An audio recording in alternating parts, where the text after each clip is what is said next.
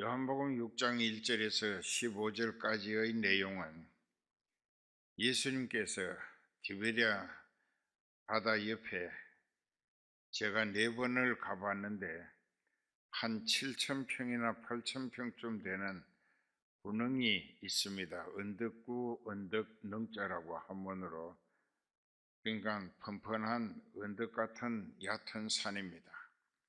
거긴 잔디밭이 돼 있었고 지금은 거기에 알몬드 나무가 아마 몇 천 그루 서 있는 것 같습니다. 가봤을 때 그 나무들이 한 1m 80cm나 2m 정도 자라 있더라고요. 그런데 바로 그 자리에서 예수님을 따라다니는 무리들이 엄청 많았습니다. 한 15,000명 됐어요. 그래서 그 사람들이 왜 예수님을 따라다니는가? 로마 제국의 식민이 돼서 압제와 수탈과 행패에 절망뿐인 그들에게 예수님의 복음은 소망을 주셨기 때문이었습니다. 그래서 어두운 밤중에 빛을 만난 것처럼 예수님께로 모여들었었는데, 예수님을 따라다니는 사람들이 예수님을 떠나지 아니하고 밤낮 사흘을 함께 하게 됐습니다. 첫날은 각자가 자기 집에서 준비해 온 도시락 같은 거, 밀가루나 보리가루로 만든 떡, 혹은 냇가나 바닷가에서 잡은 피레미나 고기, 생선 같은 것을 가지고 하루는 먹을 수 있었겠지만 그 이튿날도 집에 가지도 않고 떠나지도 않고 예수님을 쫓아다니면서 그 예수님께 대한 여러 가지 기대와 또 여러 가지 소원이 간절했기 때문에 먹는 것도 자는 것도 잊어버리고 예수님을 쫓아다닌 것입니다. 그런데 그 이튿날은 굶었겠고 그 다음날 사흘째 되는 날입니다. 낮이 됐습니다. 점심시간이 됐는데 예수님께서 제자들에게 걱정하시는 말씀으로 우리가 어디서 떡을 사서 이 많은 사람들에게 배불리게 해줄 수 있겠느냐, 그 6절에 보면은 이렇게 말씀하시면 친히 어떤 계획을 세워놓고 빌립을 시험해 보신 것이었다라고 기록되어 있습니다. 그런데 빌립이 대답을 했죠. 우리에게 200데나리온의 돈이 있다고 해도 어디서 떡을 구할 것이며, 그러나 15,000명이나 되는 사람들에게 어떻게 배불릴 수 있겠는가고, 즉 빌립은 이 세상 살아가는 원리를 돈으로 해결하는 생각뿐이었다는 것입니다. 그랬는데 또 한 사람 안드레가, 이제 베드로의 동생인데, 안드레가 여기 한 아이가 보리떡 5개, 물고기 2마리를 드렸습니다. 그렇게 하고 예수님께 전달해 드렸으면 되겠는데, 전달하면서 상당히 절망적인 반응의 말을 했습니다. 그러나 보리떡 5개, 물고기 2마리로 15,000명 남녀노유 이렇게 많은 사람들에게 어떻게 다 먹일 수 있겠는가고, 즉 불가하다는 절망을 토로한 것입니다. 그런데 예수님은 그때부터 그 떡을 손에 받아 쥐시면서, 자, 우리가 드리는 제물이 주님 손에 연락되어지기만, 받아들여지기만 하면은 그것이 주님의 손을 통하여 하나님 아버지께 기도하심으로 하나님의 아버지의 뜻을 이루어 드리게 되겠는데, 주님의 손에 드리워질 수 있다는 것이 문제다, 이게. 그런데 우리는 주님이 주신 모든 것으로 생활하고 있으면서 주님이 우리에게 기적을 이루시기 위한 자료거리로 네 믿음을 내게 보이라. 그 네가 내게 내가 이적 기사로 너희들의 문제 해결해 줄 수 있는 재물을 내게 제공할 수 있겠느냐 하신다. 이게 재물이 있어야 돼. 기적을 일으킬 수 있는 재료가 재물입니다. 그런데 그 아이는 어떤 아이냐? 성경에 구체적인 내용은 없지만은 그 아이가 예수님을 따라다니면서 말씀을 듣다 보니까 어느새 그 아이의 심령이 말씀에 붙들린 거예요. 사로잡힌 거예요. 점령당했다. 그리고 그 말씀에 이끌리는 생각과 말과 행동까지 그 아이를 통하여 나타내 보이는 증거가 오늘 우리에게 하나님이 주시는 교훈이 되는 것입니다.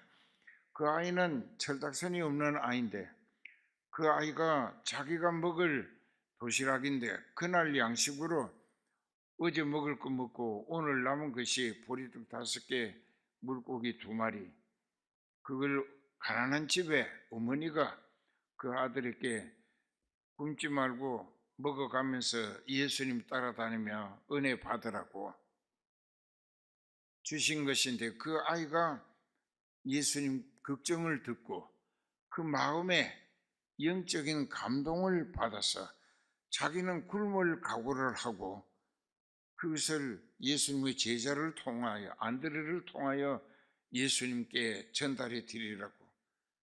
예수님이 떡 걱정하시니까 내가 굶더라도 예수님의 걱정을 들어드리고 싶다는 생각은 인간적인 자연인의 반응이 아니라 말씀과 성령에 이끌리는 어린 아이의 영적인 반응이었다는 것입니다. 알아듣습니까? 우리에게 그런 게 있어야 돼. 자기는 굶을 각오를 하고 이것이 희생적인 헌병, 드릴 헌자 떡병자입니다.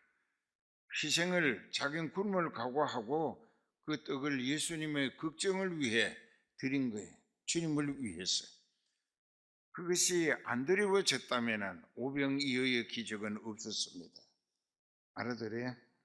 그러니까 여기서 우리가 한 가지 더 알아야 될 것은 이미 예수님께서 그 아이가 가지고 있는 보리떡 5개, 물고기 2마리가 예수님이 15,000명 되는 노인, 어린이, 남자, 여자 없이 다 먹일 수 있는 하나님의 능력의 이적 기사를 통한 양식이 되게 하실 계획을 가지고 제자들에게 그 걱정하는 뜻을 비추셨는데 빌립은 돈이 없어 불가하다고. 그때의 200데나리온이라는 돈이 요즘 돈으로 2천만 원입니다. 그 2천만 원을 해도 15,000명을 먹일 수 없다는 것이죠. 근데 예수님의 제자인 빌립도 돈이 없으면 그 주님의 걱정을, 주님의 뜻을 우리가 이루어 드릴 수 없다는 반응을 보였습니다. 그러나 그 아이는 자기가 먹어야 할 도시락을 예수님의 입장을 위하여 굶을 각오로 드릴 수 있었던 것은 말씀에 이끌리는 신앙인의 반응이었다는 것입니다. 그 떡이 없었더라면 그날 오병이어는 없었습니다. 그러나 예수님은 이미 그 아이의 어머니를 통하여 쌓아주신 떡, 보리떡 5개, 물고기 2마리, 그 아이가 가지고 있는 것을 예수님이 천지의 창조자이시고 주관자이시기 때문에 그 마음이 이미 어떻게 움직이게 하나님이, 즉 예수님이 성령으로 역사하셨다. 이게. 그래서 그 아이가 내어놓도록 예수님은 만드신 것입니다. 그래서 그들을 다 예수님이 하나님 아버지께 이 떡을 생선 2마리를 들고 축복 기도를 하시고 나서 제자들에게 자꾸 떼서 주시는데 손에 쥔 떡은 줄어들지를 않습니다. 그것을 일컬어 신비의 떡이 됐다. 신비로운 떡이다. 그 세상 물질적인 떡이었다면 떼주고 몇 번 떼주면 다 없어지는 거예요. 근데 줄질 않아. 그러니까 예수님은 창조주다 이게. 모든 것을 만드신 분이시다 이게. 그것만 해도 우리가 믿을 만하다 이게.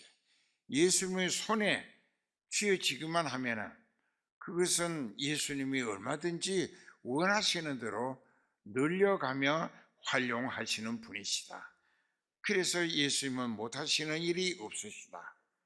이거 요점 믿고 그래서 그날 모두가 배불리 먹었습니다.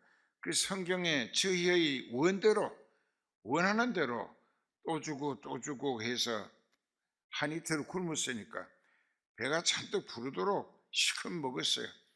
그리고 나중엔 배가 부르니까는 이제 손에 쥔 것을 보고 더 먹을 생각이 없을 정도로 포만감, 배가 불렀다 이게. 그러니까는 잔디밭에 던지는 거예요. 그 쓰레기도 예수님은 제자들에게 명하셨어요. 각자 한 바구니씩 가지고 저들이 배불리 먹고 내던진 것을 버리는 일이 없도록 다 바구니에 담아 가지고 와라. 12제자니까 12바구니에 가득이 채워졌더라. 그래서 그날 떡을 얻어먹고 배불러 그 아이는 어떻게 됐는가? 굶었는가? 굶지 않았어요.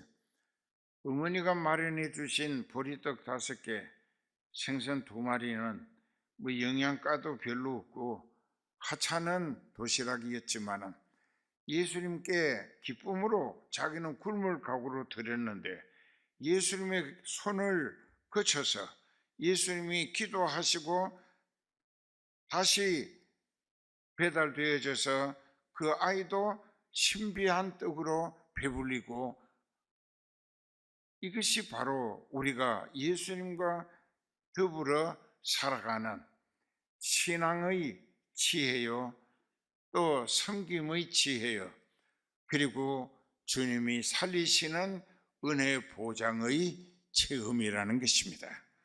그런데 그날 저녁 때 그 사람들이 예수님을 떠날 필요가 없게 됐어요. 그 왜 떠날 필요가 없느냐?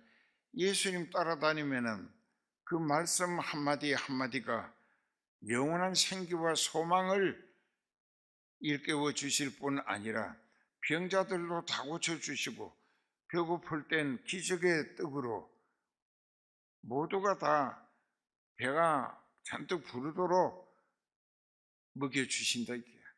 그러니까는 예수님 떠날 필요가 없는 거예요. 그러니까는 거기서 머물고 있었어요. 그랬는데 이제 오후가 늦어지니까는 예수님이 제자들에게 너희 먼저 배 타고 가버나움으로 건너가라. 저 동북쪽 가버나움으로 건너가라. 그랬어요. 그러니까 이 사람들이 다 지켜봅니다. 예수님이 어떻게 하시는가. 보니까 제자들만 배 타고 가버나움을 향하여 갈릴리 호수를 동북쪽으로 가고 있다 이게. 그런데 예수님은 혼자 산으로 올라가시는 거예요. 산으로. 그래서 그 사람들이 거기서 기다리고 있는 거예요. 이제 여기서 예수님이 병도 고쳐주시고 귀신도 쫓아내시고 떡도 생선도 배불리 먹게 해주셨기 때문에 우리는 예수님께 붙어 살면 된다. 그 생각했던 거죠. 그것은 영적인 기대 때문이 아니고 육신의 질병, 귀신의 행패, 또 배고픈 거 이런 것을 예수님이 해결해 주시는 체험을 했기 때문에 여기 예수님만 따라다니면 걱정할 일 없이 병도 고치고 먹고 산다 이렇게 잘못돼 버린 거예요. 그러니까는 거기서 밤을 지내고 아침에 일어나서 보니까는 제자들은 어제 배 타고 가는 걸 봤는데 예수님이 산에 올라가셨는데 그 어떻게 예수님이 안 가셨는데 왜 여길 안 오시는가 궁금했던 거예요.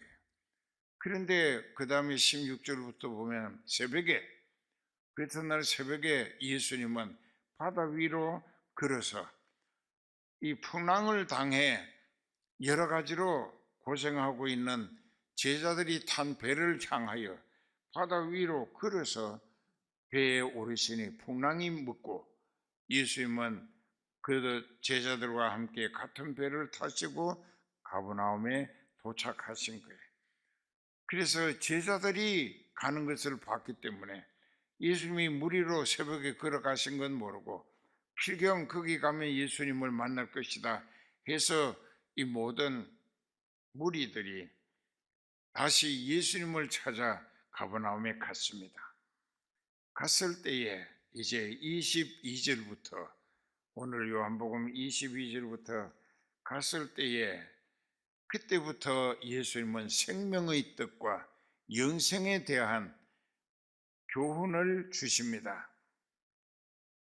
이튿날 바다 건너편에 섰는 무리가 배 한척밖에 다른 배가 거기 없는 것과 또 어제 예수께서 제자들과 함께 그 배에 오르지 아니하시고 제자들만 가는 것을 보았는데, 그러나 디베라에서 배들이 주의 축사하신 후 여럿이 떡 먹던 그곳에 가까이 왔더라.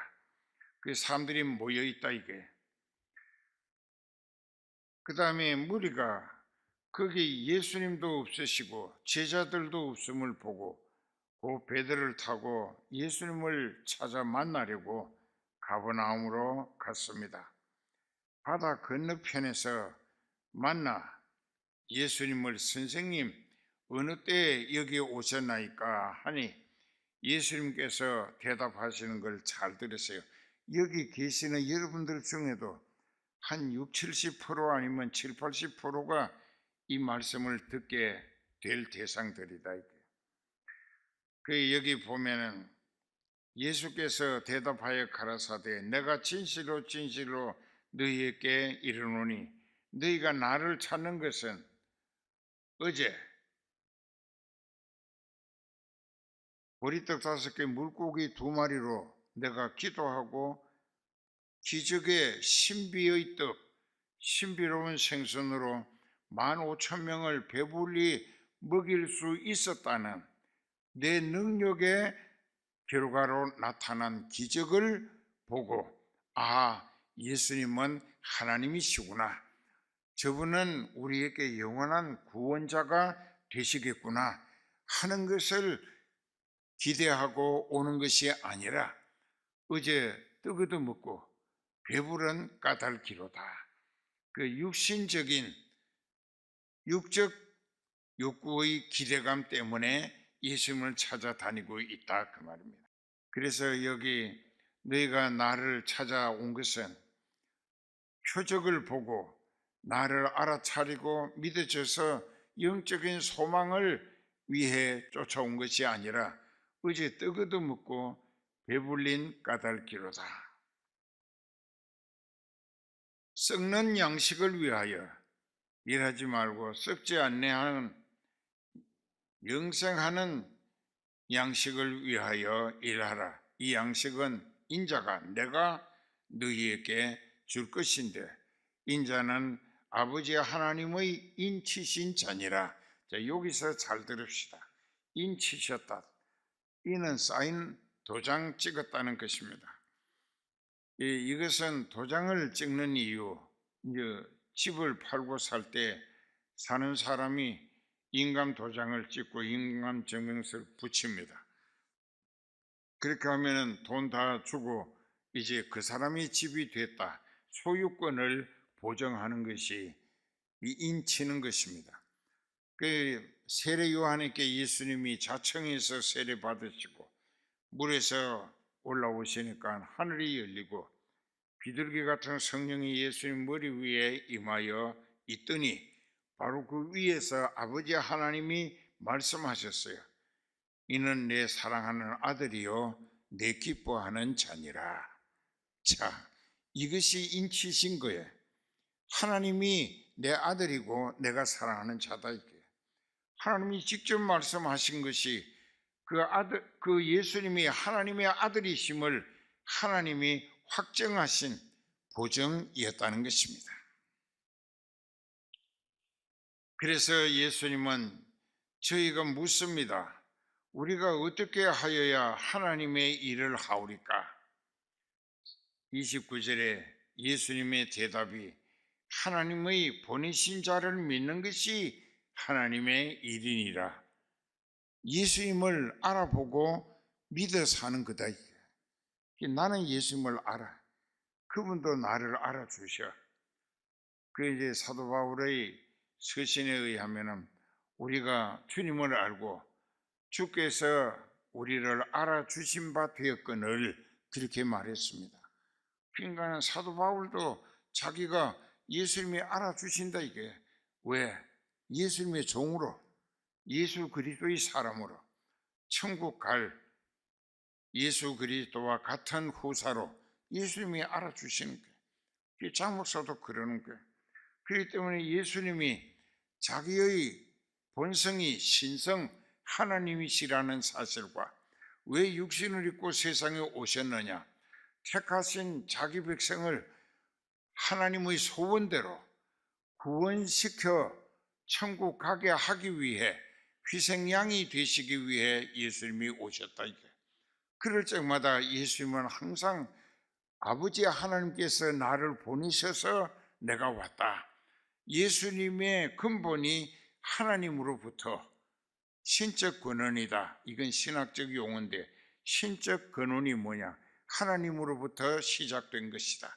즉 하나님이 나를 희생양이 되어 하나님이 마음 아파하시는 지옥 가는 영혼들을 하나님이 택하셨는데 그들의 죄를 네가 대신 벌받아 대속해 주므로 성령이 가서 그 사실을 알게 하고 믿어지게 하고 회개하게 해서 그들로 하여금 성령에 이끌려 천국에 돌아오도록 이 일을 하라고 예수님을 아버지 하나님이 보내셨다.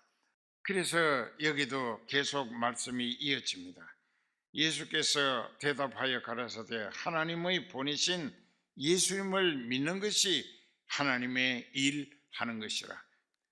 하시는 일이 뭔가고 그것은 뭐냐? 계속 우리에게 기적의 신비로운 떡을 생선으로 배불려 주고 우리 병도 고쳐주시고 귀신도 물리쳐 주고 실패를 성공으로 절망을 소망으로 바꿔주라. 이런 기대감만 그건 회개하지 아니하고 기대감만 예수님을 이용해 먹을 생각으로 쫓아다녔다는 것입니다. 예수님의 대답은 이렇습니다. 31절에 기록된 바 하늘에서 너희에게 떡을 주어 먹게 하였다 함과 같다는 그들은 계속 떡 먹여 달라 이게 예수님께. 근데 32절에 예수님의 대답은 이렇습니다. 내가 진실로 진실로 너희에게 이르노니 하늘에서 내린 떡은 모세가 준 것이 아니라 내 아버지가 하늘에서 내린 참떡을 너희에게 주신다. 하나님의 떡은 하늘에서 내려 세상에게 생명을 주는 것이니라. 그러니까 예수님은 자기가 생명의 떡이다. 그 말씀에 에베소서 2장 1절에 허물과 죄로 죽었던 너희를 살리셨도다. 여기서 살리신 것은 육체가 아니고 영을 말씀하는 것입니다. 예수님을 믿는 것은 육신의 문제 해결을 위한 것이 아니고 영적인 소망을 위하여 예수님을 바로 알고 진짜로 믿어져서 철저히 회개하고 죄부터 용서받고 성령을 받으면 하나님의 가족이 돼, 자녀가 돼. 자녀는 하늘나라 물려받을 상속자가 돼. 그렇게 되고 나면은 우주와 그 가운데 가득 차 있는 모든 피조물들이 다 예수님이 만드신 거예요. 왜 만드셨느냐? 자기 뜻을 이루기를 소원하는 예수 그리스도의 지체된 성도들에게 주님의 뜻을 이루어 드리기 위해서 필요하다고 하면 얼마든지 그것을 활용할 수 있도록 넉넉히 밀어주시기 위한 피조물들이다 이게. 그런데 우리가 걱정할 게 빌립처럼 돈 걱정할 거 없어. 하나님이 하라 하시는 대로 했기 때문에 오늘의 성원교회가 이루어진 거예요.